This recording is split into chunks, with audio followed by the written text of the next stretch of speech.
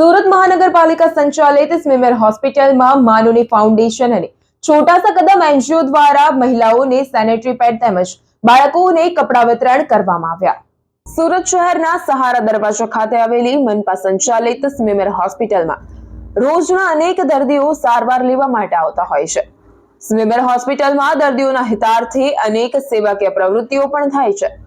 ત્યારે આજે માનુની foundation trust એટલે કે જેના સંચાલક મીનાબેન મહેતા છે અને છોટા સા કદમ આ બંને એનજીઓ દ્વારા હોસ્પિટલમાં દાખલ બહેનોને સેનેટરી પેડ અને વિતરણ કરવામાં આવ્યું હતું। આ ઉપરાંત નવજાત બાળકોને કપડાનું વિતરણ પણ કરવામાં આવ્યું હતું।